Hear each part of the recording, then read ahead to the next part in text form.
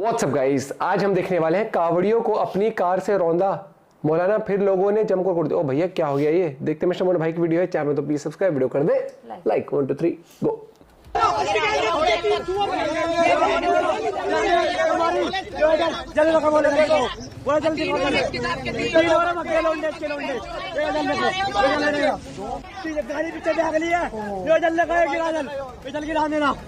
जल गिरा दिया। गलत जा रहा, रॉन्ग साइड गलत है ना ये लड़के। चाचा जान का हालात देखकर लग रहा है कि कावड़ियों ने इनका इलाज बांध दिया है। दरअसल ये रॉन्ग साइड से अपनी कार लेकर जा रहे थे और कावड़ियों को टक्कर मार दी। उसके बाद कावड़ियों ने इनको टक्कर मार दी। अब पुलिस इनको लेकर जाएगी और वो देखो क्या क्या मारती है। अरे अखबार ना है मामू, वो चिलम देखा हूँ, अखबार दो यार। नोटों से देखा था, अब तो बहुत कमाए तुमने। लो तो लो, नोटों से ही लगाए। देख लो भाई, नोटों से चिलम देख रही है। क्या रखा लो और तुम्हारी के देखो, तुम्हारी के 400 न जला रहे तो लो। तुम्हारी के बता। अरे जब न दे रहा अखबार तो और क्या, नोट वो तेरे पैसे हैं। क्या रखा? ओ भाई 200 के नोटों से चिलम दिखा दी यार। अरे 5 किलो राशन मिल रहा है।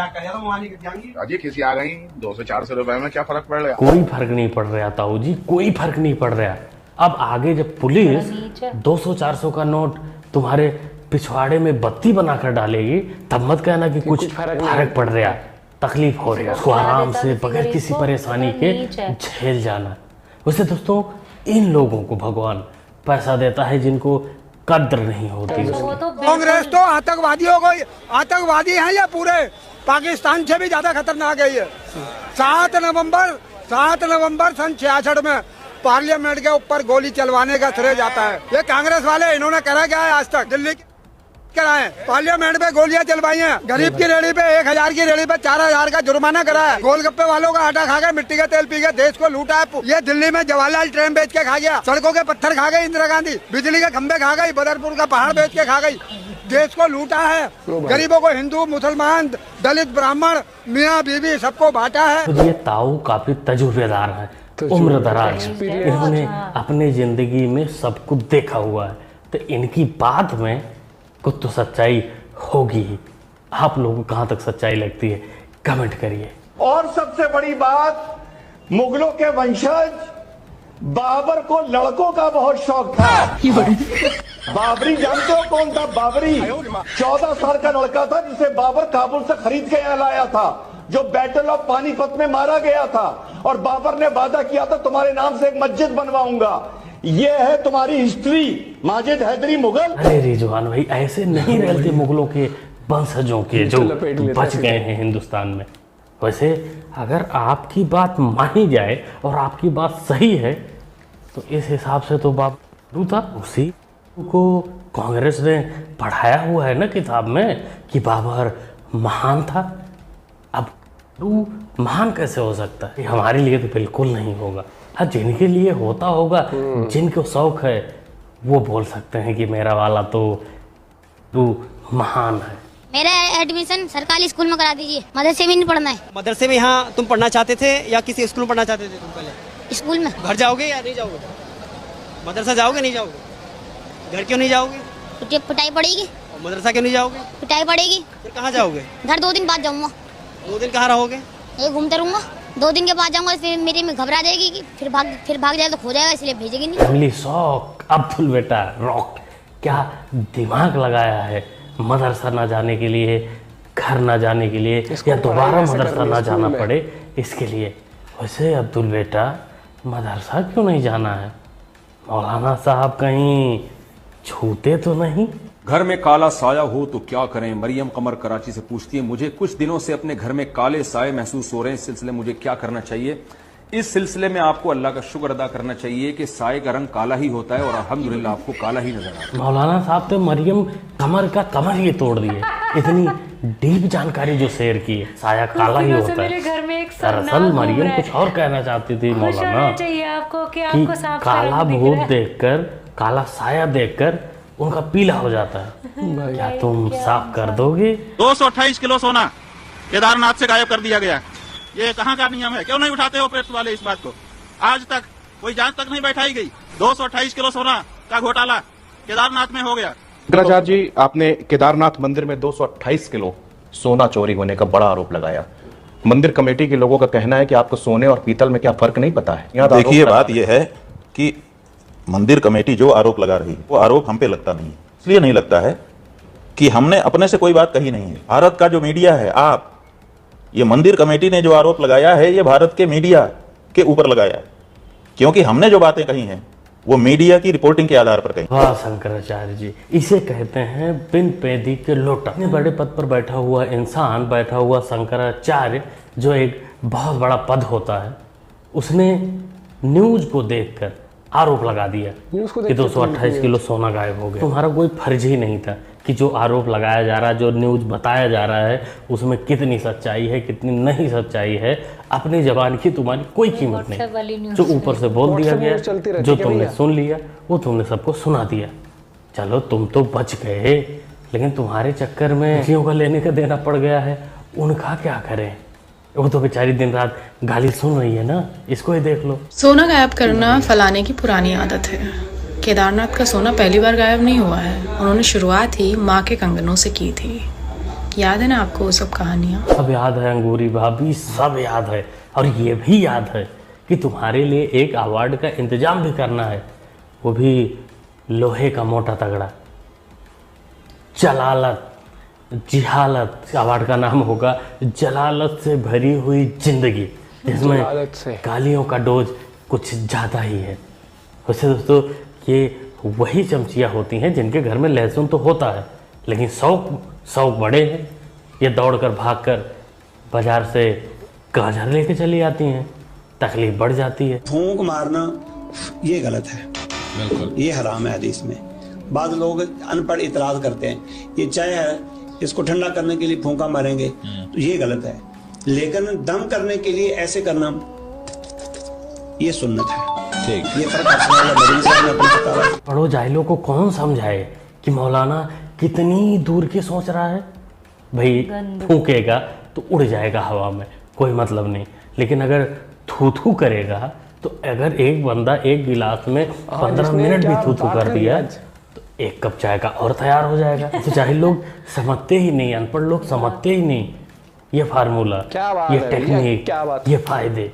इसीलिए ये थूक थूक कर उसकी क्वांटिटी बढ़ाते हैं। অরিজিনাল নাম রফিকুল। তা তুমি বাংলাদেশ থেকে এসছো কবে? 2 মাস। তা 2 মাস থেকে আসার পর তোমার আধার কার্ড হয়ে গেছে, আর থাকছে কোথায় এখন ঘুনি। তো বাংলাদেশের লোকজন বলছে ভারতের পণ্য ব্যবহার করবেন না, ভারতের জিনিস চালাবেন না, ভেঙে দাও, গুড়িয়ে দাও। আর তোমরা তাহলে এইভাবে এসছো, আমাদের হিন্দুদের উপর এরকম অত্যাচার হচ্ছে বাংলাদেশে, আর তোমরা এখানে এসছো দাঁড়াও, তুমি বলছো তুমি এসছো 2 মাস, তাই তো? 2 মাসের মধ্যে তোমার ভোটার কার্ড, আধার কার্ডটা হয়ে গেছে? আধার কার্ড করেছো? কিভাবে করলে আধার কার্ড? টাকা কত টাকা দিয়ে আধার কার্ড বানিয়েছো?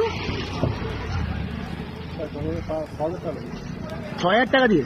रफीकुल नाम का व्यक्ति 2 महीने पहले, सिर्फ 2 महीने पहले हिंदुस्तान आता है अवैध तरीके से, और 2 महीने में इसका आधार कार्ड बन जाता है 6000 रुपये में। आने वाले समय में धीरे धीरे राशन कार्ड भी बन जाएगा, उसके बाद शादी भी हो जाएगी, 4 बच्चे हो जाएंगे, एक अच्छा खासा फैमिली हो जाएगा, सरकार इसे घर दे देगी, फिर ये छोटा मोटा चुनाव लड़ेगा, बड़ा चुनाव लड़ेगा, सांसद बनेगा, विधायक बनेगा। तुम लोग अपने भागने की तैयारी कर लो, क्योंकि ये लोग आ रहे हैं। एक शॉकिंग न्यूज, एक शॉकिंग वीडियो के बारे में आपको बताता हूँ। ये यूट्यूबर है, बांग्लादेशी यूट्यूबर, ये दिखा रहा है, ये बता रहा है कि किस प्रकार से कैसे बॉर्डर को क्रॉस करना है, कैसे जाना है, अवैध तरीके से कैसे इंडिया में घुसना है। वीडियो तो यहाँ मैं नहीं प्ले कर सकता, लेकिन आपको लिंक दे दूंगा इस वीडियो का हमारे टेलीग्राम चैनल पे, वहाँ डाल दूंगा, आप जाकर वहाँ देख सकते हैं कि किस प्रकार खुलेआम हमारे सिक्योरिटी सिस्टम की धज्जियाँ उड़ाई जा रही हैं। देश की सभी पॉलिटिकल पार्टियाँ अपने वोट बैंक के चक्कर में इन पर कोई ध्यान देने को तैयार नहीं है। पुलिस हो, प्रशासन हो, बॉर्डर की आर्मी हो, सब निद्रा में हैं, सब इस चीज़ से अनजान है, इनको कुछ नहीं पता। इनको लगता है कि सत्ता पक्ष को, विपक्ष को, सबको लगता है कि बहुत बढ़िया है, लेकिन जब ये निद्रा से जागेंगे तब काफ़ी देर हो चुकी होगी, तब रोडों पर तांडव हो रहे होंगे, तुम्हारे घर से लोग उठाए जा रहे होंगे, तब पता चलेगा कि काफी देर हो चुका है। दावा किया गया है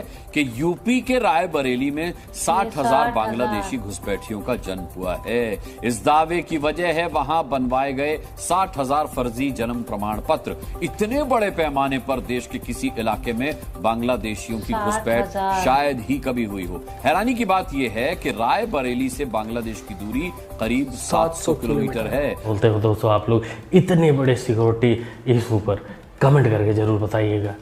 ओवरऑल पूरी वीडियो आपने देखी।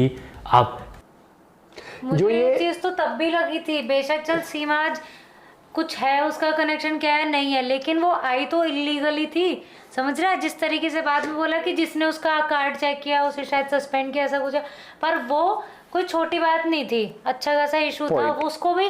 तो एक चीज देखिए, कुछ टाइम तो हाइप मिली, ये न्यूज बहुत वायरल हो रही थी, नहीं हुई लेकिन कुछ भी ये न्यूज बहुत वायरल हो रही है कि बांग्लादेश के यूट्यूबर ने ऐसे दिखाया कि इंडिया में कैसे दाखिल हो सकते हैं। भाई ये बहुत बड़ा सिक्योरिटी थ्रेट है। और साथ ही साथ एक और चीज मैं बात करूं तो कुछ लोगों ने धंधा बना लिया है इस चीज को कि ऊटपटांग हरकतें कर करके दिखाना। बांग्लादेश को किसी को वैसे भी एंटर करना होगा पाक या कहीं वैसे भी टेररिज्म या कुछ भी, वो तो आराम से बांग्लादेश के थ्रू आ सकता है। जरूरी थोड़ी है कि वहां से सिर्फ बांग्लादेशी एंटर कर सकता है।